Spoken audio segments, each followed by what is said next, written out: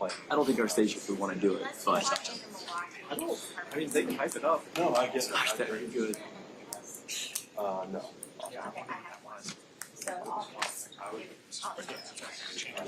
Yeah. You okay?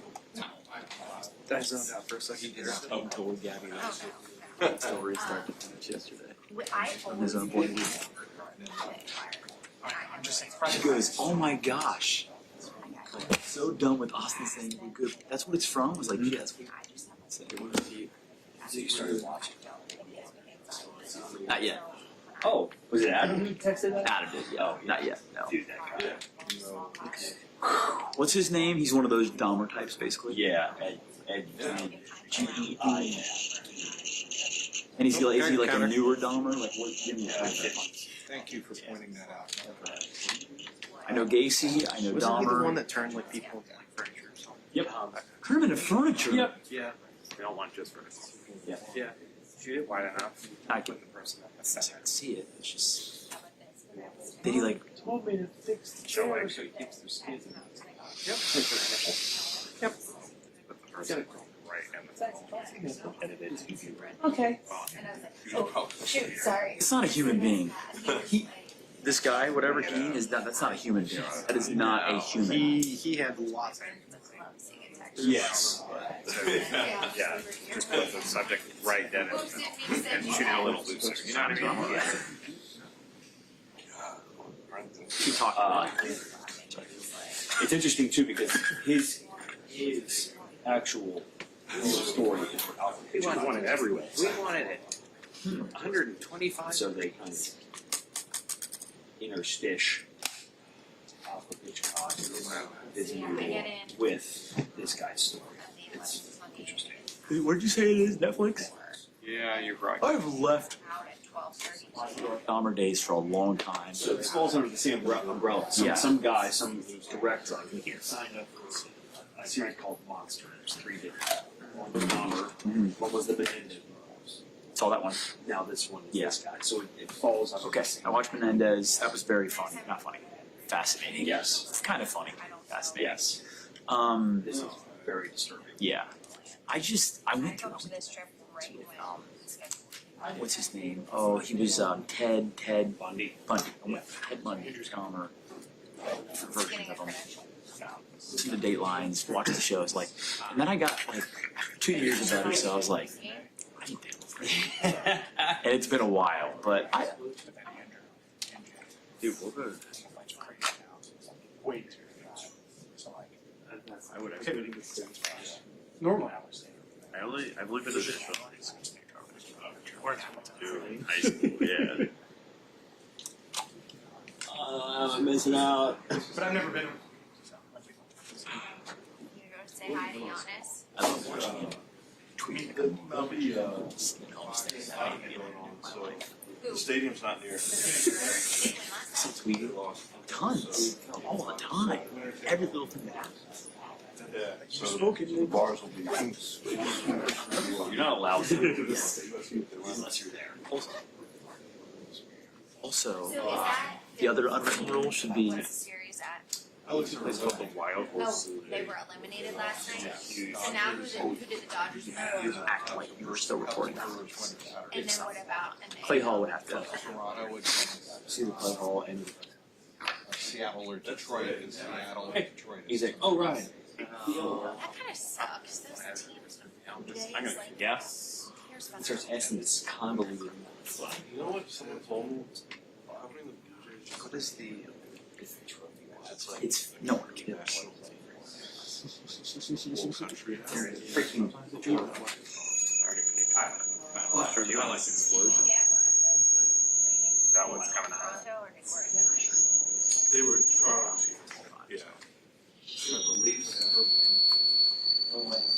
Oh, it will burn. what Wilbur? Getting that feedback? No, but I did get feedback when Williams happened. Yes, according to at home. I literally checked because that's just Cincinnati was playing Toronto. You listen to the pod? Boston. Yeah, this is. best board game picks. The tone of that pod was almost laughing at what they were doing. Mud from outside. Like Washington was a serious pregame pod. That one they were like, Can one of you guys text me after your early flight? Tell me they basically are saying are Brett Bielema is going to line up. shut down You know. the flights. Yeah. He's going to have quarterback, running back, fullback, tight end, three back there at all times. They line up more with Nonsense. mine. Funny because the Buckeye called guys took advantage. Did they? They said they should just try it. So Mike, check one. Versus 14 seed in the tournament. And just try it. I'm looking forward to a stadium tour of Lambeau Field. I thought I was like one of their best players. No. Keeps doing that. But it is gonna be. Someone's talking. Hey guys. Hey. How you doing? It's gonna be like 7-3 mid-second quarter, and then they'll. And Austin's gonna have to deal with me being on the whole drive. But it's gonna be because Ohio State gets like 2 possessions, like middle of the second quarter, and then they'll start. You're not doing dinner with It's gonna be annoying. One of these games gonna talk to me. Wouldn't it be nice? Like 28-3 after one. It'd be great. So I'm flying it out. I told Kate Once or twice a year they do that. Remember the Michigan State game with CJ yeah. Stroud where they scored 49 points? He's the first team to score 10 points against us, considering Ohio had 9. There's an 80% chance I missed that. Yeah, but they've only given up what 2 touchdowns all year. Was it layover? I don't know what the shutdowns. 7-0, Government shutdown. 7-0. Washington didn't score. 3-6. Ohio and Texas are the only 2 touchdowns. No. No, that's not me. That's what I did. Addict behavior, so I A little like most of you probably still have. Probably. Oh yeah, I can sit in the crowd. So what happens is like a lot of air traffic control. Sometimes that becomes a problem. So Yep. I'm on a tight layover. up till 3. I might just try to find standby in the morning. Chicago. Yeah. Oh yeah. Can you get a shot of Joe when he asks questions? I got you. Let me just. We were out hours. We were out there. Oh yeah. That's right. That was a mandate, wasn't it? Yeah. On Joe. I hope our news director starts doing more weird stuff like that. That would be awesome. Joe Dan's reaction conference. Kelsey, did you say you were flying? Yeah. It's your answer. United. We already do a lot of weird stuff, bro. Just watch our newscasts. We're going there. Yes, that's right. Can you send me the highlights so I don't? I think you're about to ask. No. Yes, Well, I I mean, can. maybe. What's up, guys? That's what there is. It's not, because we weren't there for that long. Those breakfasts, the rest of the food is free for the day.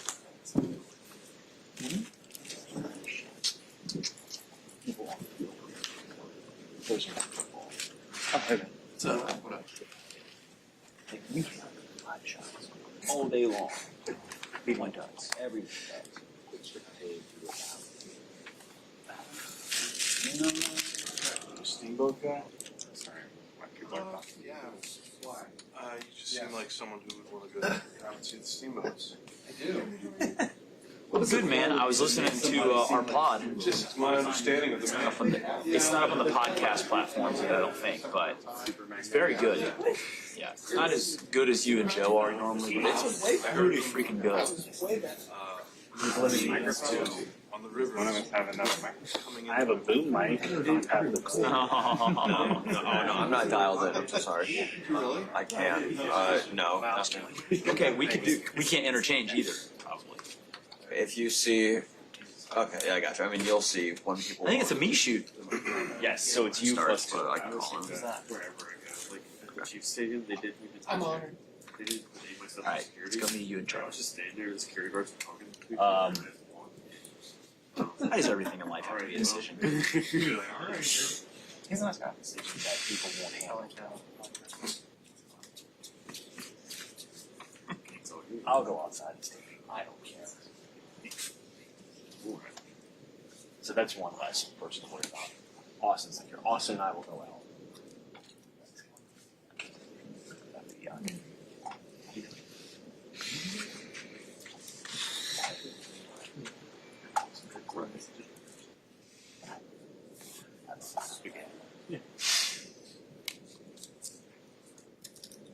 Sean, is that a new shirt?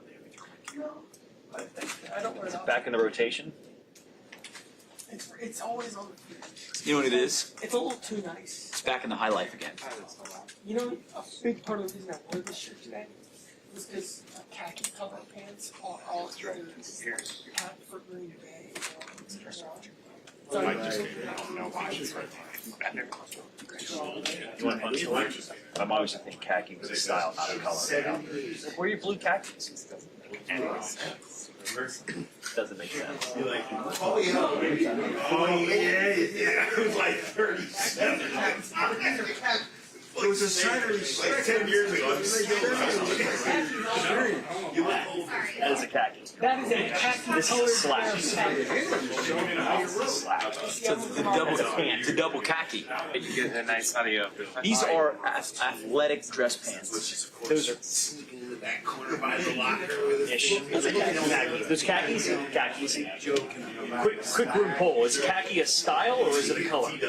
I think it might be both. Really? Wow. Because if I said, I'll take my L. I've been telling that funny story about my mom for years, and everybody laughs, and all of a sudden now they're just trying to make you feel good. Honestly, Joe, I don't. My mom did the same thing. Yeah, khakis. I think I'm about to wear some khakis today. Yeah. Like when I wear my Speedos to the gym, like I'm gonna grab my Speedos, but they're khaki. To the actual definition. Textile fabric of a dull brownish yellow color. But is the type in is khaki a color? A dull brownish yellow color. I think so. Especially pants made of khaki. Is the khaki just the color? It's called the color khaki. Yes. It's a khaki color. Because they're so. Call them khakis. But Wikipedia. Color khaki. Yeah, it's coming out. That's the focus. I would not. I'm standing by on mine. But it's only ever used, yes. It's only ever used to describe the color of the paint. yeah, true. I mean, you don't ever. You're never like. See, Gabby yesterday said every day is the same. She said, this is the same. Hey, Ben, everything's the same. Thank you. Thanks, Ben. Trying to sneak in. Let's go North Texas. Yeah, go Mean Green. Gonna beat South Florida tonight. Stay undefeated, first ranked team since 1959. You better believe, sold out. Is it out? Where's it at? Where's the other mic? Here? Wait, what? The mic is just cosmetic. Why do they have it plugged in? She was having an AMS. Y'all still hear me? Check. 1, 2, 3, 4, 5, 6. Good, good. Because I wish I had like Everybody? kids and a family. Not on? More nuance to my day. Good, good. I said, you want to come to my house? 1, 2, 3, 4, 5, 6, 7, 8, 9. Got some coffee. Great day. It was a great day. I would love to do that. I told her being an adult is embracing Every day. I'm gonna take my youngest to the I would say maybe 3. Oh, Yeah, it's just. I would much rather get coffee in the yard. Be better, Andrew. See? What was Andrew doing? He slammed his finger in. Oh, really? I hear sound. I hear people. Yikes. Here now. You did that. God bless him. He did it 2 days ago and explained about it once. Not really. I mean, he cried when it happened, but Like it hurt, but he didn't. yeah. You're sitting with everything. Oh, So on that table up there, the mic is just cosmetic. There's a bunch of mics built in. Area thing. Yeah, correct. So you'll be. Nicer than usual. Okay. Nicer than I was. It's the right speed for this time of year. I think it connects with what you're going through. It's fabric. No, there is one top of the That's like when we. probably be very high up on the so high that Yes, it does. so high that even you. Closer to the house, it's terrible. Well, we're still on the fence about I am offended. the other side of Chicago. Not fine. We'll get there. Indiana.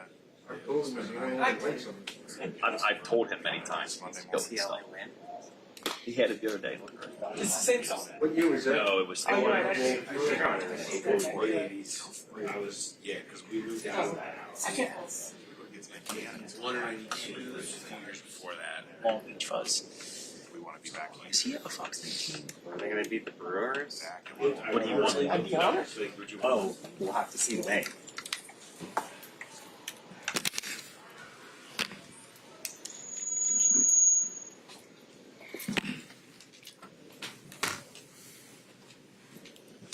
What have the last couple of days been like for you since you found out you were going to be a Bengal? I'm sure you could imagine a little bit chaotic, head spinning a little bit, but just trying to, come in here and have an open mind and, figure out what we got going on. So, How much of what you are going to do offensively, what Zach wants to do offensively, do you think you got in this week for yourself? how much of our game plan do I feel comfortable with? I think he's done a good job of kind of being able to figure out what direction to go, and I feel like I've done a good job. I mean, it's a little bit different to call because some of the terminology is a little bit different. I think that's the biggest issue is just kind of making sure I get in and out of the huddle the way I want to. I think once I break the huddle, I feel pretty comfortable. It's just a matter of getting in and out of the huddle and just continuing over the next couple of days to make sure I can get even better at that. What was your initial reaction on Tuesday? Crazy business. Yeah. You have to be ready for anything. That's kind of what it was. Definitely didn't have this on my list of things that were going to happen. So, but hey, that's this league, and I'm a player. I think most players would say the same thing. I mean, I like to play football, and if that's in Cincinnati right now, then I'm all for it. You get to play. You obviously get to throw it to Jamar, T, and the rest of the weapons. Just thoughts on those guys. Yeah, well, obviously, I mean, everybody, can see what they've done throughout their careers and the kind of players they are. I think it's exciting for anybody to kind of go out and see them play. So when you're the guy that gets to throw to them, it's just another level. Whether it's the game plan, logistics, new faces, what's the biggest challenge this week? Well, the biggest challenge is probably still just the Green Bay Packers, and the team that they have. They're a confident team that plays good football. And, I think all the other stuff, you can use as an excuse, but we still have to go play a football game on Sunday, and they're the ones that stand in front of us. How much of the fact that you played them only a couple of weeks ago and they've only got one more game on tape since then? Yeah. How much does that help? Yeah, I mean, there's probably a little bit helpful. The fact that you've been able to watch them on film and kind of see what they do, and then actually go out and play against them, and kind of see how physical they are, and all that stuff. I still think, just like any other football game, though, it's about kind of focusing on ourselves and what we can do best. Quarterbacks that have been around a long time, like you have, like to use the expression, I know all the answers, or I know most of the answers.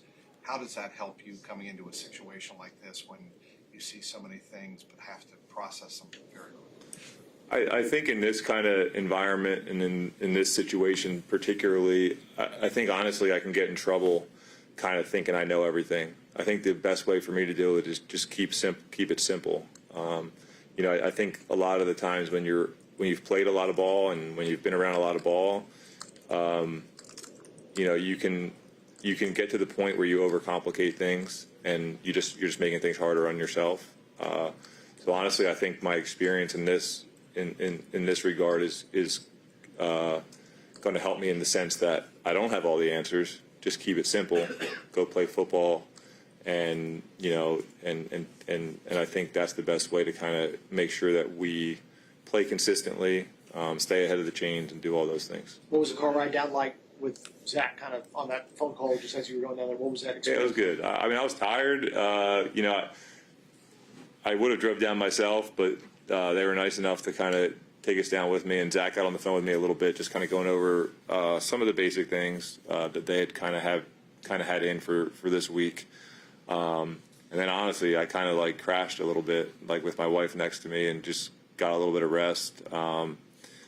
You know, we just got back from London, and like waking up is easy, but like at 8 o'clock, I was like hitting a wall. So it was nice to be able to just kind of get a little bit of rest on the drive after talking to him for a little while. Did you and your wife have a moment where you looked at each other like, what, is this actually happening?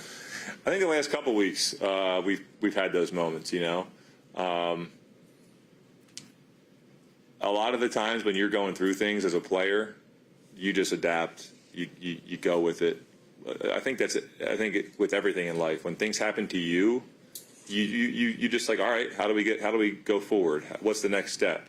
And it doesn't really hit you too hard. But the people that care about you, they almost wear it on their sleeve, all these different emotions more than you do. And I think that's how it's been over the last couple of weeks. So honestly, like when this ended up happening, I think there was a little bit of excitement from her, and yeah, we looked at each other and were like, well, you know, what the hell? But you could see, I think it was ultimately excitement on, you know, what the future holds. Joe, it's very early in the season still, week 6. Do you feel like you're stepping into a situation where you can be a guy that can help this team stay in the playoff picture, in that playoff conversation? I sure hope so. That's what I play for, is to win football games and help everybody be at their best. And, you know, I hope I can come in here and give these guys my best and, you know, elevate us as much as I possibly can, and, you know, see if we can win a few football games. Before you get traded, it's another to find out right away that you're starting 5 days from that.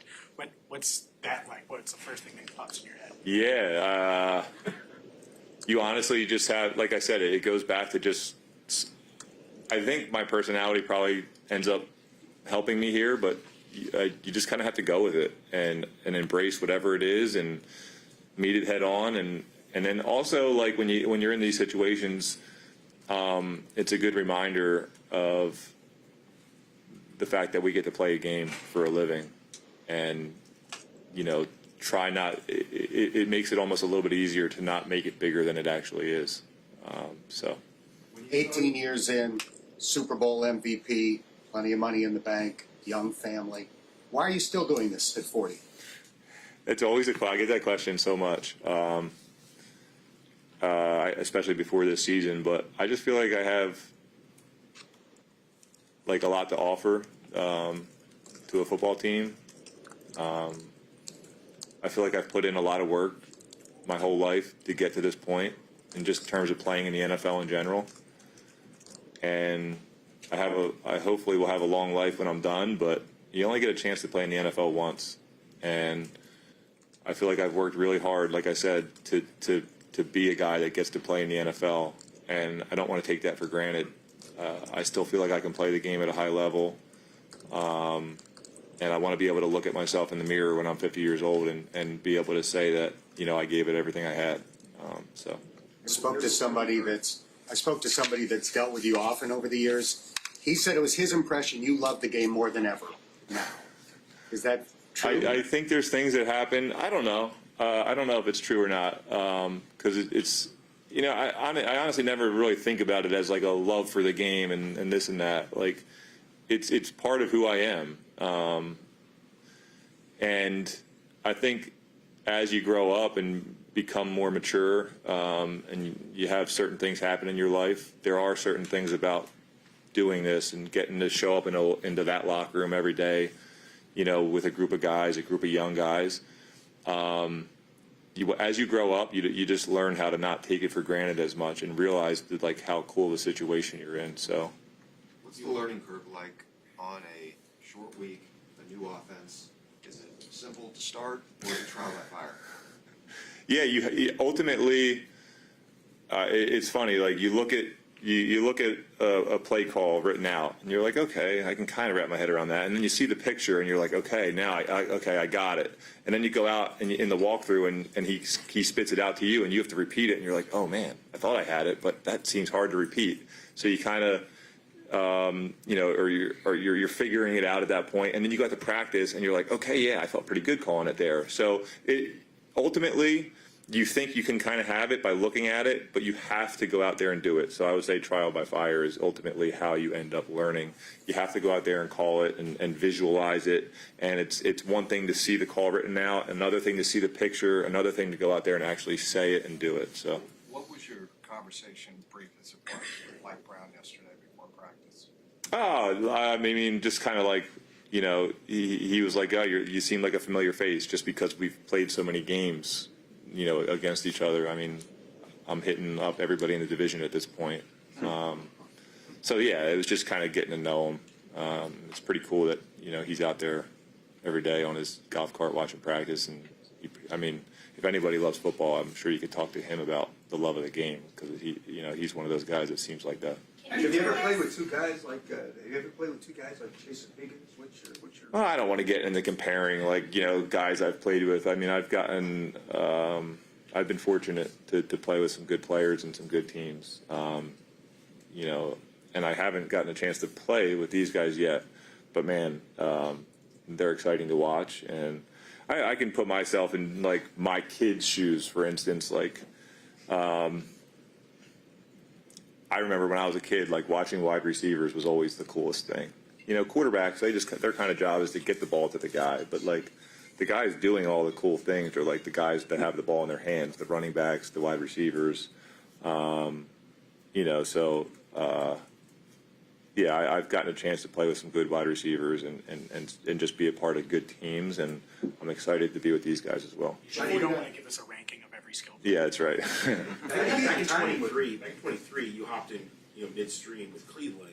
You and Amari, like, immediately had this connection. Do you look back on that in terms of the key to connecting with a top receiver quickly in that type of situation that you can draw on here? You can't overthink it. I know everything. You know, you like to talk about all that, and the chemistry and everything, but you know, those guys are two of the best in the world at what they do. If you can't throw to them and get on the same page as them, then you're in trouble. How do you feel like you played the first month of the season? Oh yeah, I did not play as well as I wanted to, and feel like I'm capable of. So excited about the opportunity to kind of go out there and do that. What do you feel like you wanted to do better? Well, the biggest thing is like, you know, I didn't take care of the ball as well as I wanted to. You know, a couple unfortunate interceptions turned into other ones that, you know, you did make mistakes on, and you know, you just kind of get stuck in that. And that's probably the thing that stands out. But I think this is a great opportunity to just kind of get back out there and prove the opposite. Can you walk us through your process when you said like the most important thing for you is going to be learning the language and maybe the difference what some things are called here compared to what you're used to? Do you use like flashcards or do you just read, or is it iPad? Like, what do you do to make sure that you can memorize what you need? Read it, say it, look at it, have somebody say it to me, repeat it. Just that. There is familiarity. There is like, it's not like everything's brand new. There are certain things that are recognizable about it. And then I feel like I have a good picture of it all in my head. So once I do say it and tell everybody what to do, I do feel like I have a good picture of it. But like communicating that is very important. So yeah, it's just a process of that, you know, looking at it, saying it, repeating it. You know, I've never had my wife kind of read stuff out to me, but the other night, sitting in the hotel, I did have her, you know, read, you know, some of the base game plan to me and have me repeat it back to her. She didn't do bad, because there is a rhythm. There's a rhythm not only to like saying the play in the huddle, but there is a rhythm to giving someone the play, like as Zach would give me the play. There's a rhythm to how you say things, and it's not like she knows the difference between a formation, a shift, a motion, and where the actual play starts. So like, I didn't think she'd have a good enough rhythm to it, but it actually worked out decent. Talk about the rhythm in the huddle. Is there like an art to that in the way that you relay the play call and conduct the huddle? I think it is important, obviously, how you run a huddle, but it shouldn't be like the hardest thing in the world. And then especially today, like I think there's just a lot of wristbands and stuff like that. So, you know, when I first started using a wristband, like honestly, there's a piece of it that was harder, because instead of like saying it and picturing it as you're saying it, you're just reading words, and then you kind of have to go back and think, what did I just say? You know, but you get used to doing that too. So there is. It's not the hardest thing in the world to be somebody that gets a good rhythm and communicates it well, but there is a little bit of work to be done in order to get there. Have you spoken to Joe Burrow? Did you feel like you still had before you got traded? Did you feel like you were still good enough to be a starter in the league? Of course, yeah. I mean, if I didn't feel that way, then I wouldn't be doing it. Have you spoken to Joe Burrow, and can he be a resource for you to help? Yeah, I have spoken to Joe, and of course he can. Yeah, I mean, he can definitely help. You know, just little things that he's kind of done or how he's seen this play or that play. It can kind of help speed up your process a little bit and help you relate it to something that you've done in the past. Coach Taylor said on Wednesday. Have your kids talked about the trade to you at all? Or? Just a little bit. They're back at home, and they seem to be excited, you know, especially because of the two guys that you were talking about. But you know, kids, I mean, they don't really have too much time for you when you're talking to them over the phone. So, you know, they've definitely seemed excited. But I'll find out a little bit more when I get to see them. Coach Taylor said on Wednesday they traded for you because of how well you fit the offense. In what ways does this offense fit you? Well, I'm still just trying to figure it all out. So if he feels that way, then I feel great about it. You know, I pride myself on being able to come in and run the offense the way that you see it in your head, and then obviously, you know, you grow from there together. But I think you guys know where he comes from and the type of system that, you know, he comes from and the background of his, and I think that I've been with some of the guys that are kind of involved in that tree and can like the general idea of what they do. So You've been on both sides of this, but what do you say to Jake? How is that? Yeah. I mean, you talk, and I don't think you ever like specifically bring that up, but you do talk about it. Listen, I mean, it's disappointing. I'm sure he's super disappointed. I mean, I was there 2 weeks ago. You know, I think when you play in this league, you always want to be the guy that's out there and playing it, and you know, the guy behind the center. But also you have to keep your head on your shoulders, right? Because opportunities could come up whenever. To Jake's credit, like, you know, he's disappointed and is having a tough week, but I think he's done an awesome job, kind of, you know, being there for me in this process of kind of you know, preparing for this game, and I think he's been super helpful in the meeting rooms, and then even outside of the meeting rooms, just kind of somebody to talk to and ask questions. So he's been great. Have you ever been in a situation like this? No, I mean, come on. No, this is super unique. I'm curious because are you curious to see how you respond on such short preparation? You get on the field Sunday and it's go time. Yeah, I think I don't think I'm curious to see how I'll respond. I think part of that response is already happening. I think I'm going to be able to look back at it and feel like I handled it well.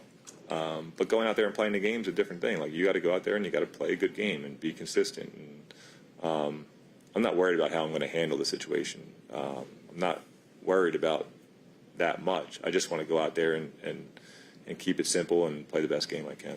Joe, you have a lot of experience playing in the National Football League. You played with quite a few teams, had quite a few offenses that you've had to, you know, study and learn.